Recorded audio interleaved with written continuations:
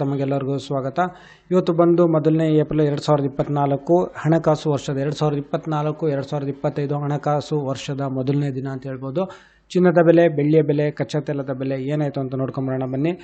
ಚಿನ್ನದ ಬೆಲೆ ಸಾಕಷ್ಟು ಏರಿಕೆಯಾಗಿದೆ. ಹೆಚ್ಚು ಕಡಿಮೆ ಹತ್ತತ್ರ 7,000 ಹತ್ತತ್ರನೇ ಹೋಗಿದೆ ಅಂತ ಹೇಳ್ಬೋದು.